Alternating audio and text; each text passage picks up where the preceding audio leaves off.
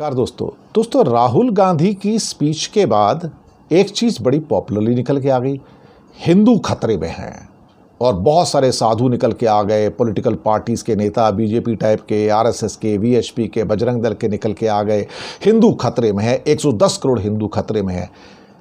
यही तो इनकी पैटर्न है। 1200 साल से मुसलमान राज कर रहे थे तो भी हिंदू खतरे में नहीं था, 110 करोड़ तक पहुंच गया। और हम बांग्लादेश और पाकिस्तान को मिला लें तो भी मुसलमानों की आबादी 60 करोड़ है। टोटल मिला के पूरे साउथ एशिया के अंदर सिर्फ 60 करोड़ है। हिंदुओं की आबादी तो 110 करोड़ है। यानी कि 1200 साल का गुलामी का रूल जो है वो हिंदुओं की गति को नहीं रोक पाया, कन्वर्ट नहीं कर पाया। 250 साल ब्रिटिश अंग्रेज लोग रूल करके चले गए, लेकिन टोटल इंडिया के अंदर सिर्फ 3 करोड़ ईसाई हैं। 140 करोड़, 3 करोड़ सिर्फ टोटल मिला के। और हमारे एक रोहित रंजन अग्रवाल जी, सम्मानीय हाई कोर्ट के जज इलाहाबाद के, उन्होंने एक धर्मांतरण के केस में कह दिया जी कि अगर ऐसे ही धर्मांतरण चलता रहा तो इस देश के बहुसंख्यक एक दिन अल्पसंख्यक हो जाएंगे। मुझे लगता है कि मैं बहुत सम्मान से कहना चाहूँगा, सर कौन सा कैलकुलेटर है आपके पास जिसके आधार पर आपने ये बात कही है?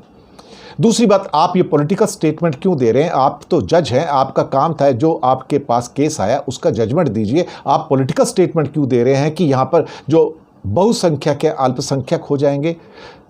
अब कलकत्ता के हाई कोर्ट के 2 जजेस का मामला तो आपको पता है। एक ने तो रिटायर होते ही कह दिया तो मैं तो संघ का सदस्य था आरएसएस का, अब मैं वापस जा रहा हूँ। और दूसरे के दांत पहले से नजर आ गए थे, उसने चुनाव लड़ दिया, बीजेपी के टिकट के ऊपर रिटायरमेंट लेके। और तीसरे अब ये जज निकले हैं, ये कह रहे हैं कि हिंदू माइनॉरिटी में आ जाएंगे।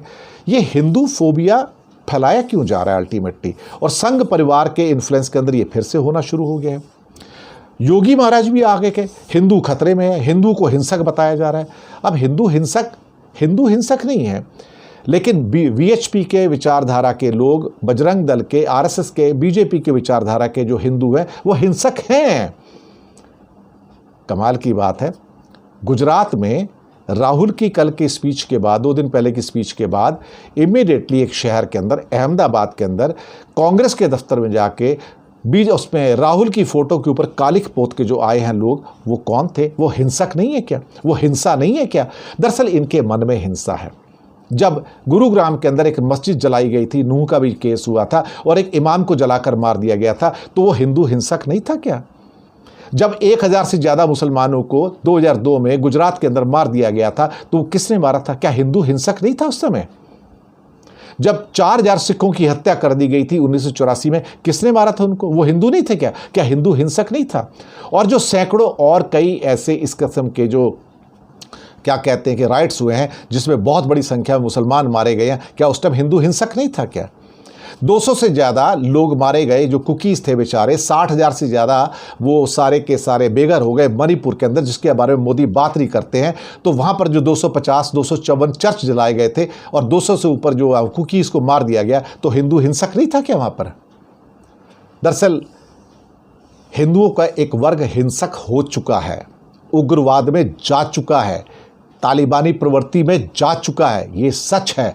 और अब यही इनके लोग इस बात को फैलाने की कोशिश कर रहे हैं कि हिंदू दरअसल क्या है, उदार है, सबसे उदार है। तो ये दंगे किसने करवाए हैं? ये चर्च किसने जलवाए? ये मस्जिद किसने जलाई? ये इमाम को किसने जलाया? फिर से वही एक खौफ, 110 करोड़ हिंदू खतरे में हैं।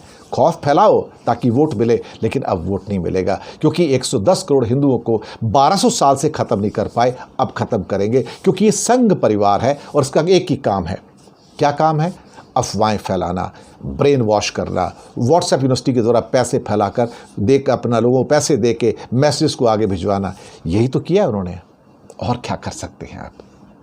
मुझे लगता है कि इन लोगों को सबक देने का समय आ गया है और राहुल गांधी ने जो किया है बहुत अच्छा किया।